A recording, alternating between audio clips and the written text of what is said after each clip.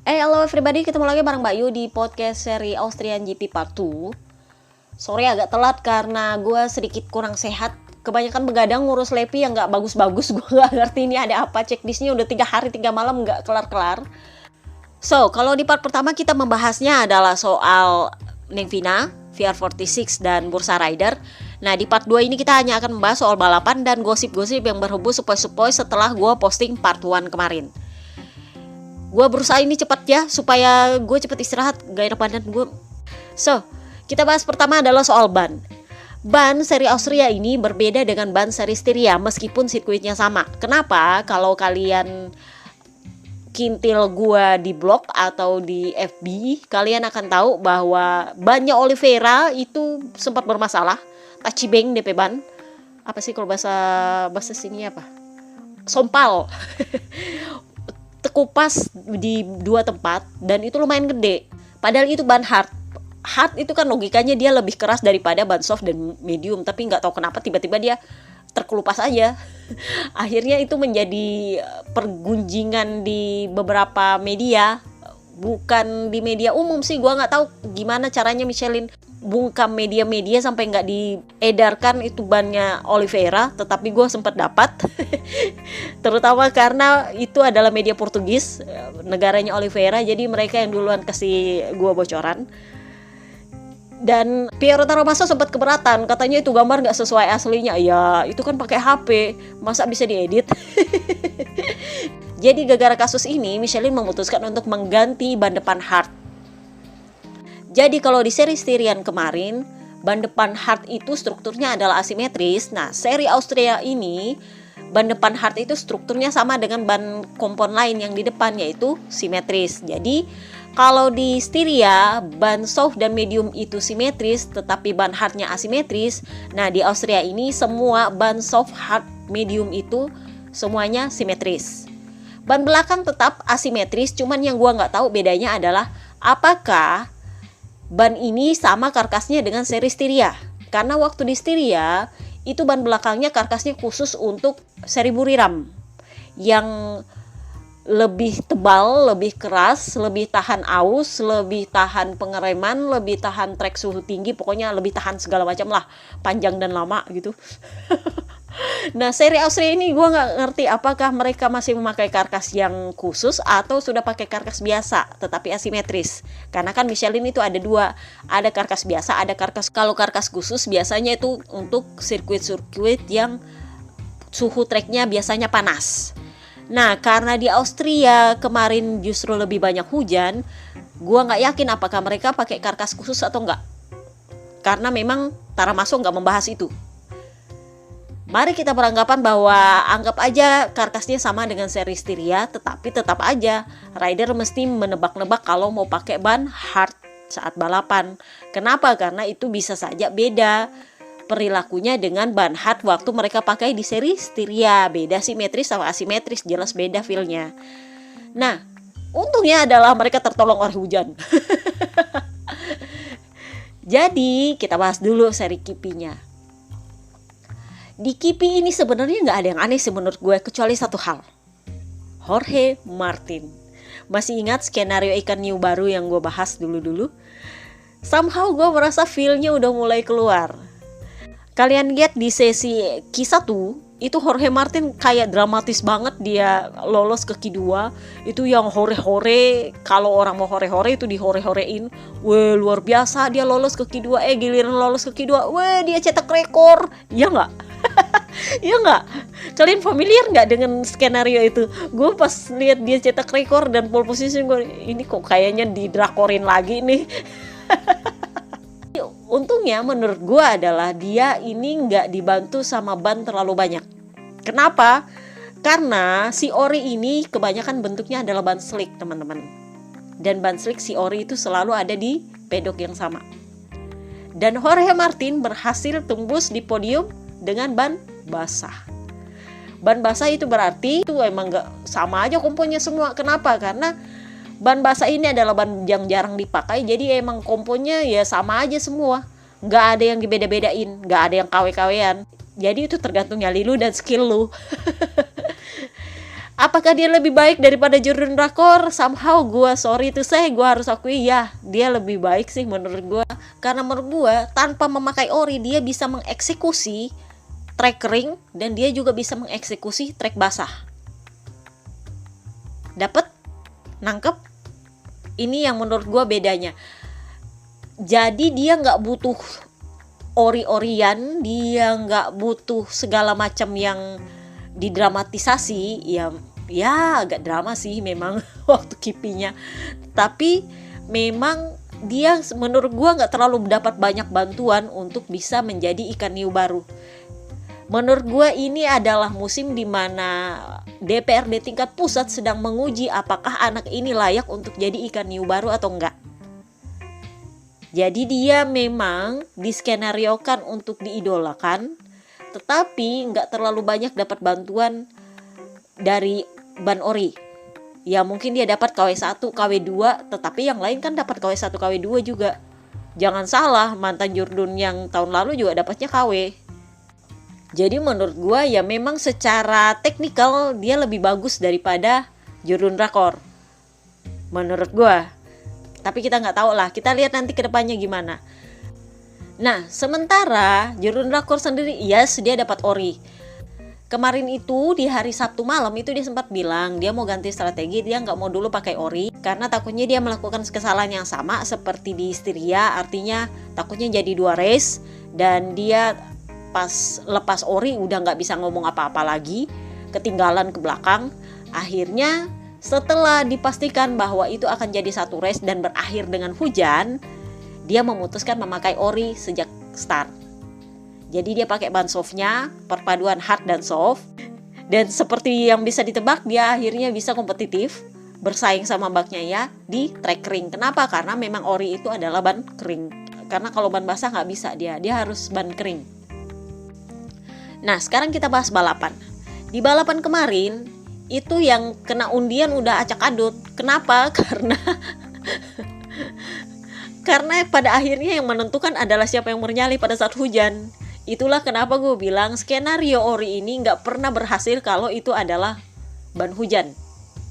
Kalau dia setengah kering, biasanya Jurdun Rakor akan memaksa mengambil resiko dengan memakai ban slick. Tetapi kalau dia sudah basah total seperti itu, ya nggak bisa. Kenapa? Karena dia mau nggak mau harus pakai ban basah. Kalau nggak dia meresikokan dirinya jatuh dan itu akan meresikokan lengannya. Jadi ya emang nggak cocok skenario ori ini di trek basah. Kalau kemarin balapan itu berjalan dengan kondisi trek kering, bisa jadi dia podium. Tapi apakah dia menang? Menurut gua enggak. Kenapa? Karena memang baknya ya sudah bilang saya sengaja mundur karena saya mau lihat dia ini mau masuk pedok apa enggak. Karena yang memegang kunci untuk strategi flag to flag adalah Marc Marquez. Lu harus masuk kalau dia masuk, lu keluar kalau dia keluar. Kenapa? Karena hanya dia yang tahu kondisi trek ini apakah layak untuk dipaksa dengan ban kering atau memang sudah harus ganti ke ban basah. Karena memang Marc Marquez biasanya meresikokan dirinya untuk memakai ban slick meskipun masih ada bagian-bagian trek yang basah, tetapi nggak hujan deras. Jadi kondisinya cuma gerimis atau pokoknya nggak deras-deras banget dan itu langsung berhenti hujannya. Jadi ada kemungkinan beberapa bagian trek mengering. Nah itu biasanya Marquez mengambil resiko memakai ban slick. Kenapa? Karena memang itu ban ori. Jadi itulah kenapa baknya ya membiarkan Marc Marquez di depan dia untuk mengetahui ini strateginya nih orang gimana. Karena ini kan kita bertanding untuk podium dan menang. Kalau dia memaksakan duluan masuk pedok, takutnya Marc Marquez duluan aja pakai slick, itu kan berbahaya. Kalau Marc Marquez masuk di pedok, dia ikut masuk pedok, itu lebih bagus. Jadi sama-sama istilahnya imbang lah. Jadi menurut gue ya terbayar lah sama baknya ya yang pada saat Marquez masuk pedok, dia masuk pedok. Udah gue bilang kalau pakai ban basah udah kartu mati buat Marc Marquez. Jadi ya seperti itulah. Gue sebenarnya udah bisa tebak. Jadi ya menurut gue emang cuaca lagi nggak berpihak sama dia sih. Itulah kenapa kemarin yang menjadi sasaran adalah RD. Kenapa? Karena menurut dia nggak adil. Wong mereka sudah masuk ganti ban, tetapi ada yang di luar masih pakai ban slick di tengah hujan. Menurut mereka, wah RD ngapain nih? Mestinya ngibarin bendera, paling enggak bendera red flag kayak, yellow flag kayak apa kayak gitu kan. Pokoknya menurut mereka mestinya ngibarin bendera dan itu mestinya jadi flag to flag. Tetapi sama RD dibiarin. Nah ini juga yang menjadi kontroversi. Kenapa? Karena kalau lu mestinya ganti ban tapi lu nggak ganti ban, terutama di trek yang licin, itu kan lu meresikokan diri lu sendiri dan lu meresikokan orang lain. Jadi semestinya RD turun tangan logikanya. Dan kalau RD sudah suruh masuk pedok ganti ban dan lu nggak nurut, lu kena black flag mestinya. Tetapi sama RD dianyepin, dibiarin aja tuh si Binder lurus-lurus ke sana. Jadi yang menurut gua para slickers ini yang pakai ban slick di tengah hujan tuh menurut gua nyalinya lumayan gede. Kenapa? Karena memang itu treknya sudah mendingin, rem sudah mendingin, ban sudah mendingin, itu semuanya dingin aja. Tapi mereka berani membalap di situ. Kenapa nggak dikibarin bendera? Menurut beberapa jurnal di sekitar sirkuit itu memang ada beberapa yang emang hujannya deras banget. Jadi ada momen dimana lu lihat para rider tuh angkat tangan, itu memang pas lagi deras di situ. Tetapi ada di bagian sirkuit lain yang hujannya gerimis-gerimis aja. Ada malah yang masih kering. Jadi menurut Bebe Vale, oh ada yang masih kering kok, jadi nggak masalah sih menurut dia. Itulah kenapa dia nggak ganti ban kemarin. Jadi menurut dia ini masih sisa 6 lap, 5 lap kok. Memang di sebelah sana masih hujan, tapi pas mau masuk pit hujannya nggak terlalu deras amat, jadi ya udahlah dia jalan aja. Dan dia lihat Binder juga duluan kan, ya udah dia ikut aja. Jadi menurut dia ya nggak masalah. Dan memang hujan itu baru yang benar-benar deras satu sirkuit itu di lap terakhir. Itu yang emang benar rata semua hujannya deras banget. Itulah kenapa dia udah sempat keluar trek karena remnya udah nggak makan kan. Jadi dia pikir ya udahlah gue pelan-pelan aja. Jadi memang itu adalah soal nyali. Si Binder sendiri, si Gelo satu ini, dia udah bilang, ya kapan lagi? Memang saya unggul 9 detik, itu pun menurut saya kurang banyak. Kenapa? Karena saya harus secepat mungkin mencapai garis finish dengan ban slick sebelum yang lain nyusul. Makanya dia bener-bener dia pacu motornya waktu 5-4 lap terakhir itu emang bener-bener dia pacu motornya supaya ban yang masih setengah panas ini masih bisa dipakai. Jadi ban itu kan pelan-pelan turun suhunya, rem juga pelan-pelan turun suhunya. Nah itu yang dia manfaatkan dengan dia memacu motornya secepat mungkin supaya pas di lap terakhir saat semuanya mendingin dia sudah bisa untuk memastikan bahwa dia menang. Karena di lap terakhir dia sudah bilang, saya sampai keterusan, dia kena track limit, akhirnya dipotong penalti 3 detik kan. Karena ya itu remnya udah belong, udah gak bisa. Dia sampai ngegasnya full karena mumpung bannya masih panas, remnya masih panas, dan suhu trek memang nggak rata, tetapi ada yang masih hangat, ada yang udah dingin.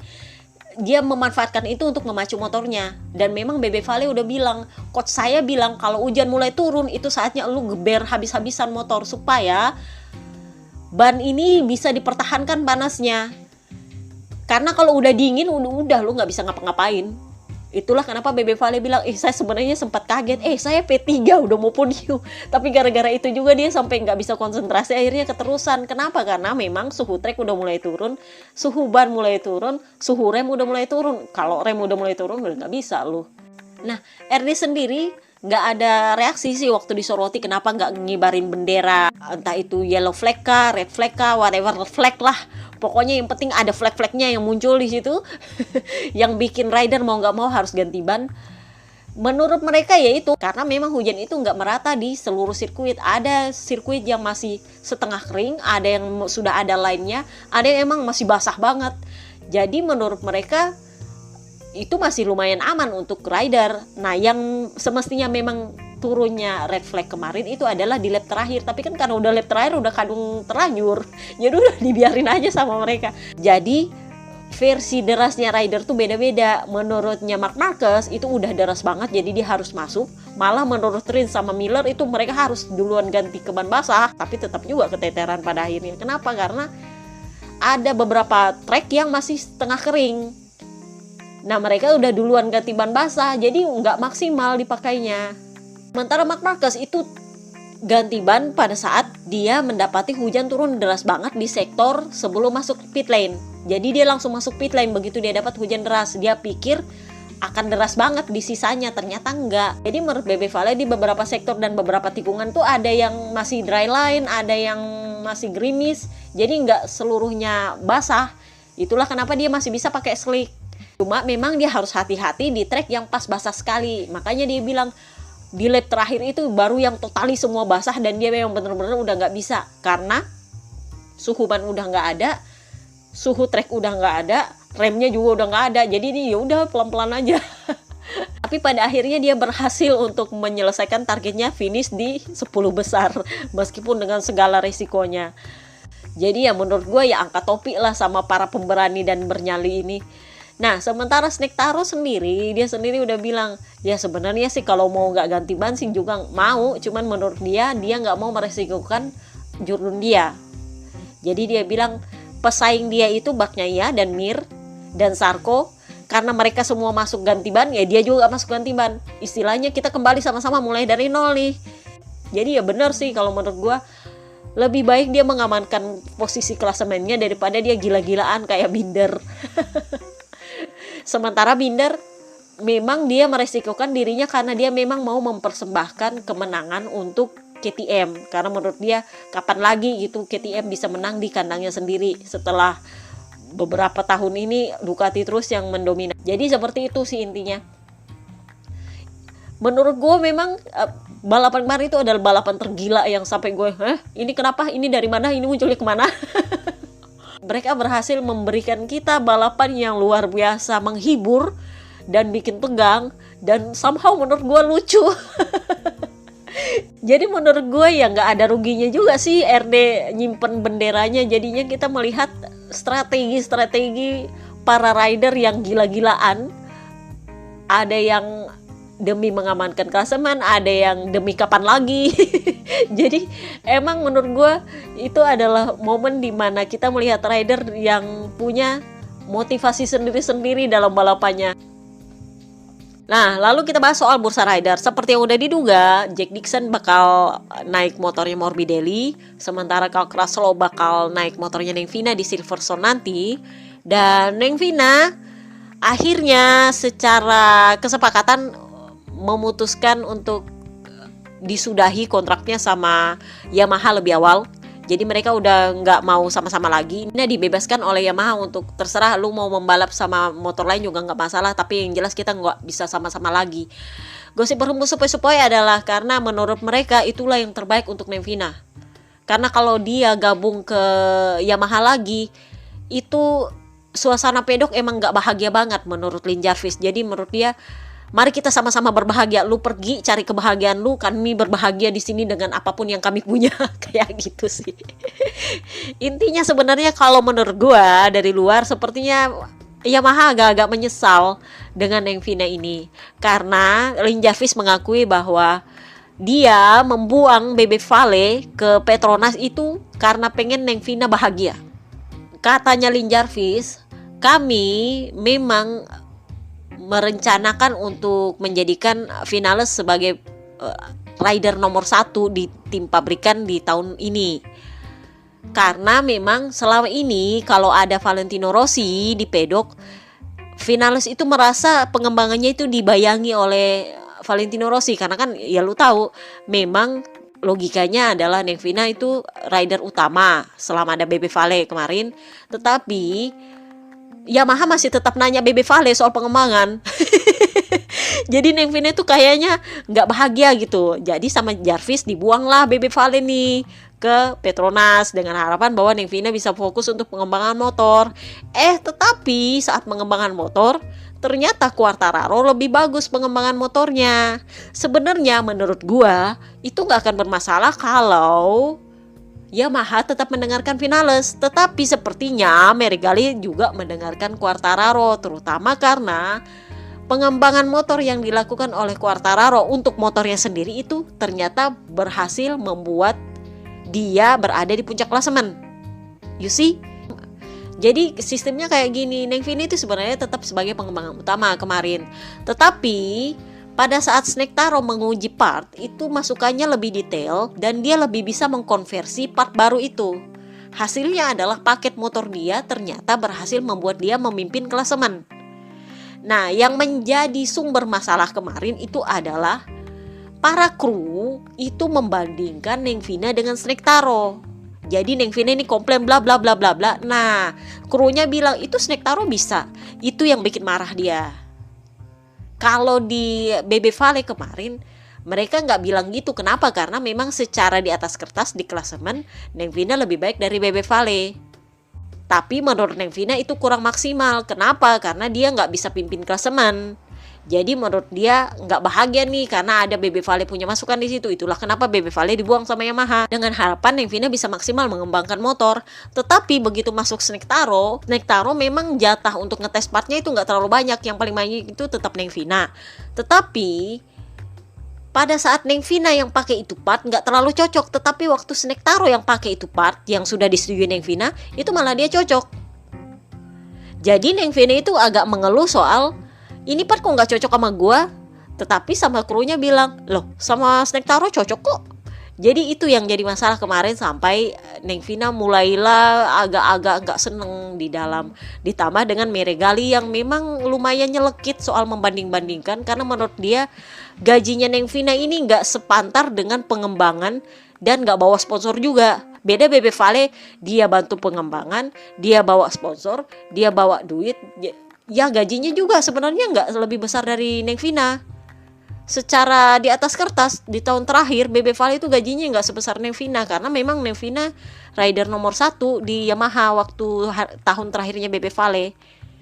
Makanya mereka bilang investasi kami di Vinales ini nggak sebanding dengan hasilnya. Beda dengan BB Vale, investasinya nggak terlalu gede-gede amat, uangnya yang datang banyak banget.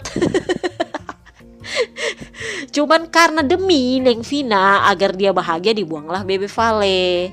Jadi ya menurut gua emang sama-sama gak bahagia sih ini tim. Neng Vinanya udah gak bahagia, timnya juga udah gak bahagia. Jadi ya udahlah. Jadi seperti itu kata Lin Jarvis. Lalu siapa yang akan menggantikan? Nah, gosip berhembus-hembus ini kayak gini. Kalau kalian dengar isu bahwa Dovizioso mau menggantikan posisinya BB Vale di Petronas, ini isu adalah isu yang sudah berhembus dari 2 atau 3 bulan lalu. Gua udah bahas. Dan waktu itu Dato R udah bilang apa? Kami tidak tertarik dengan rider berusia tua. Jadi setahu gua itu Dato R udah bilang Dovi ini adalah rider yang udah nggak masuk range umur kami. Dovi kan umurnya udah 30 tahun lebih. Dan itu menjadi momok bagi Petronas kalau lu juga nggak bawa duit. Bedanya sama BB Vale udah tua tapi bawanya duit. Jadi beda ya treatmentnya. Jangankan Dovi, Jonathan Rea aja yang berminat itu mereka udah nggak hitung. Toprak pun mereka nggak hitung. Gerloff ya mungkin masih bisa. Karena Gerloff kan udah biasa menggantikan rider-rider Yamaha. Jadi masih ada feel-nya lah. Kemudian dia juga masih muda. Plus KTP-nya adalah KTP Amrik. Jadi memang secara KTP dan secara sponsor dia lumayan bagus. Tapi kan kemarin dia sudah memutuskan untuk memperpanjang kontraknya di WSBK. Tetapi ya itu cuman masalah kontrak sih. Kalau Yamaha bilang lu pindah aja ke MotoGP ya mau aja. Cuman kembali lagi SRT secara umum maunya ridernya itu adalah rider-rider muda. Kenapa? Karena rider senior itu akan diserahkan kepada tim pabrikan. Neng Vina di tim pabrikan itu sudah pasti punyanya Franco Morbidelli. Kenapa? Karena kontraknya udah jadi, semua pihak udah tanda tangan kecuali Franco Morbidelli karena dia kan masih cedera. Gue udah bilangin dari podcast kapan coba. Jadi dia udah sisa tanda tangan doang. Nah masalahnya adalah dia masih cedera, jadi sisa ditunggu dia masuk di track, dia tanda tangan. Jadinya memang kemungkinan untuk Dovi naik M1 pabrikan itu nggak ada sama sekali. Nah apakah dia akan naik M1 ecek-eceknya SRT? Belum tentu juga. Kenapa? Udah gue bilang SRT ini sejauh ini dia cuma bisa bayar Yamaha M1 spek B. Itu adalah versi pabrikan yang jeroan banget. Kalau bisa gue bilang itu adalah motor pabrikan yang saat ini dipakai Quartararo. Nah itu jadi spek B menurut gue untuk tahun depan. Karena itu yang basicnya mereka untuk versi motor pabrikan tahun 2022. Nah apakah Dovi mau Udah lu tahu Dovi itu orangnya cerewet banget, banyak maunya sih kalau menurut gua. Plus belum tentu dia bisa bawa sponsor. Oke, With You itu ada, itu udah eksis dari zaman Morbidelli. Jadi With You itu kalau kalian lihat nemplok di motornya Bebe Vale, Morbidelli, Quartararo, Nengvina. Jadi semuanya ada di Yamaha. Nah, With You ada di Petronas itu karena Bebe Vale dan Morbidelli adalah orang akademi. Nah, karena Bebe Vale keluar tahun depan dan Morbidelli pindah ke pabrikan, dan With You itu sudah ada juga di pabrikan. Makanya itulah gue bilang pembicaraan sponsornya lumayan agak lama. Kenapa? Karena memang sponsor maunya ada KTPI di Petronas kalau mau memperpanjang sponsornya mereka. Tetapi apakah Dovizioso cocok dengan profil ini? Menurut gue enggak. Kenapa? Karena With You itu lebih mau punya anak muda. Kalau bukan akademi ya terserah, lalu comot dari Moto2, yang penting KTP-nya I. Kenapa? Karena memang Petronas adalah motor untuk anak-anak muda.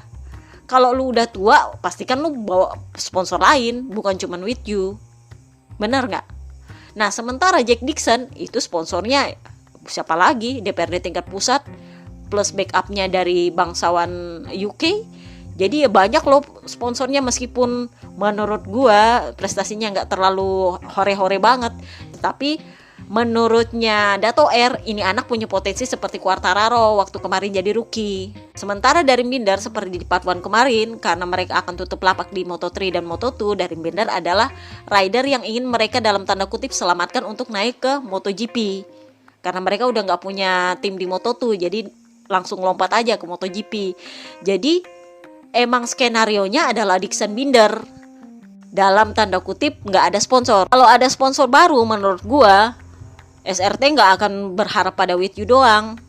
Kenapa? Karena With You sudah ada juga di motor pabrikan, dan With You sendiri juga lebih mau rider KTPI yang muda, entah itu anak akademi, entah siapapun, pokoknya yang penting KTPI, tapi bukan sudah tua. Nah, Dovi kondisinya adalah sudah tua. Belum lagi apakah dia mau pakai motor spek A. Katanya sih kalau misalnya dia masuk, mungkin With You mau tambahin duit, jadinya dari spek B ke spek A. Gua sih nggak yakin. Kenapa? Karena Dovizioso ini adalah tipe rider yang terlalu banyak mau menurut gua. Itulah kenapa dia dilepas sama Ducati, kebanyakan mau. Itulah kenapa Aprilia nggak kekeh banget kontrak dia, karena ambil wildcard aja dia nggak mau. Sementara dia Yamaha kemarin sebelum Cal Crutchlow kan dia yang ditawari untuk jadi test rider, dia nggak mau. Padahal kalau dia jadi test rider, kesempatan untuk mengganti rider yang sakit seperti Cal Crutchlow itu, atau dia dapat wildcard kan bisa. Tetapi dia nggak mau. Nah sekarang dia ujuk-ujuk cari seat, dan dia maunya seatnya Nengvina. Ya nggak bisa, Bebe Vale ngamuk. Nggak bisa, itu sudah seatnya Morbidelli. Nah, Battistella sendiri sepertinya menghembuskan gosip ini untuk mempromosikan kembali ridernya. Itu sebenarnya taktik yang udah lama. Dia sudah pernah lakukan itu kemarin di Ducati. Waktu itu dia hembuskan gosip sepoi-sepoi bahwa Dovi mau ke Aprilia menggantikan Iannone, tapi nggak jadi kan ujungnya. Benar nggak? Waktu itu dia hembuskan juga mau ke KTM, nggak jadi juga. Bahkan faktanya tawaran untuk menjadi test rider itu, bayangkan itu Bebe Vale loh yang rekomendasikan, dia nggak mau. Akhirnya jadinya Cal Crutchlow. Jadi menurut gua Yamaha itu belajar dari tahun lalu bahwa ini rider satu ini kebanyakan mau. Milih-milih, udah milih-milih merasa apa sih kalau menurut gua. Gue tahu ada beberapa fansnya yang keberatan kalau gue bilang terlalu banyak mau. Tapi ya bener, karena memang yang menghembuskan gosip bahwa dia ini bakal laku di sini, bakal laku di sana, itu cuman Battistella doang yang ngasih blow up ke media. Tetapi faktanya adalah dia nggak mau. Dari kemarin-kemarin udah ribut dia bakal ke Aprilia, nggak jadi. Faktanya adalah Battistella, manajernya Kaisar Honda United ini, itu ngebujuk Yamaha hanya untuk menggantikan Nengvina hingga akhir musim. Jadi naik di M1 pabrikan. Kalau untuk tahun depan itu udah nggak bisa. Kenapa? Karena memang Morbidelli udah dipatok di situ. Kalau memang Dovi mau memaksa, dia harus pakai spek B atau spek A kalau beruntung. Kalau tiba-tiba sponsor mau nambahin duit, ya dia jadi spek A. Tapi nggak bakal jadi M1 pabrikan. Yamaha nggak sepercaya itu sama Dovizioso. Petronas juga nggak sepercaya itu sih sebenarnya. Dia cuma butuh duit juga. Kenapa? Karena kalau gue jujur, lebih baik mereka mungut Gerloff Kalau misalnya memang benar-benar Dixon mau didepak, atau salah satunya si Binder mau didepak, mending mereka mengut Gerloff. Kenapa? Karena Gerloff secara historikal itu orangnya ringan tangan banget, mau membantu Yamaha, dan itu dia layak diganjar untuk seat di MotoGP. Lah Dovi selama ini dia ngembangkannya Aprilia, ngapain dia ujuk-ujuk Yamaha? Loyalitas loh. Gue juga kalau jadi Aprilia udah tobat sama rider satu itu. Ngetesnya di Aprilia, tiba-tiba minta seatnya ke Yamaha, kan menurut gue agak-agak lu kok agak-agak aneh ya bro. Dan Yamaha juga nggak akan mau sama orang seperti itu. Cuman manajernya aja yang terlalu banyak blow up ke media. Gue udah hafal strategi ini sejak tahun lalu, yang dia pada akhirnya nggak dapat seat sama sekali. Kenapa? Udah di blow up lah dia ke KTM, udah di blow up lah dia ke Aprilia, udah di blow up lah ke segala macam. Akhirnya tetap nggak bisa juga, nggak ketemu. Karena logikanya dia untuk jadi test rider Yamaha aja nih nggak mau. Padahal Valentino Rossi udah rekomendasi dia nggak mau gara-gara sakit hati soal katup. Masih ingat? Dia sakit hati soal katup kemarin. Itu makanya dia lepeh tuh posisi test rider. Nah ujungnya sekarang dia ngambil seat lagi. Jadi Yamaha tuh yang oke, kalau lo cuman mau gantikan yang Vina, ya mungkin kita bisa pertimbangkan. Tapi kalau mau tahun depan, sorry Dori, kita udah punya seat. Kalau memang lu mau, yang lu ngobrol sama Petronas, Yamaha nggak mau campur tangan. Karena itu kan soal duit. Petronas mau nggak? Lu bawa duit berapa? Kalau memang lu mau bawa duit, bisa nggak with you? Kalau memang lu mau bawa duit, yang lu ngomong sama with you, suruh store duit. Ya bener nggak? Nah with you sendiri itu udah dihafal karakternya. Mereka tuh cuma mau sama yang muda. Atau ada Vale di situ. Kenapa? Karena mereka lebih dekat sama Vale dibanding sama Dovi. Apakah video akan membantu? Menurut gua enggak. Kenapa? Kalau Bebe Vale enggak, ya enggak juga. Nah sementara Neng Vina itu hampir dipastikan dia akan turun membalap untuk Aprilia di Aragon. Dia bakal ambil wildcard. Itu wildcard yang dilepeh-lepeh sama Dovizioso, itu bakal diambil hingga sisa musim. Karena Aprilia kan ada jatahnya sekitar 6 apa 7 ya wildcardnya. Dan itu cukup sampai akhir musim. Jadi dia akan ambil semua wildcard itu sampai di akhir musim. Sekalian untuk mempersiapkan pengembangan motornya di tahun 2022. Jadi gosipnya adalah dia sama Dovi itu akan ngetes Aprilia di akhir Agustus, tanggal 31 Agustus sampai 1 September kalau nggak salah di Misano. Dia itu nguji dulu Aprilia, setelah itu di seri Aragon dia membalap untuk Aprilia. Sementara Dovi nggak tahu apakah dia bakal deal dengan Yamaha untuk gantikan Neng Vina hingga akhir musim atau enggak, ya kita lihat aja. Karena menurut gue sih mending Yamaha pakai Karlsruhe sih. Kenapa? Karena potensi untuk membocorkan rahasia perusahaan itu nggak terlalu besar dibanding dengan mungut Dovizioso. Siapa yang tahu kalau besok-besok Dovi ngetesnya Aprilia lagi kan. Jadi menurut gue rider satu ini agak-agak diragukan profesionalnya. Kalau Neng Vina itu profesional lebih kepada dia emosional. Dovi menurut gue terlalu banyak mau sih. Nggak jelas maunya apa. Jadi seperti itu sih intinya. Kita lihatlah nanti gimana Neng Vina di atas Aprilia dan apakah Dovi jadi di atas M1. Kita lihat apakah dia berhasil menarik sponsor with you untuk bergabung ke Petronas. Meskipun gue yakin itu cuma blow up-nya Battistella doang, biasa lah. Itu aja sih gue bilang. See you next time guys. Bye bye.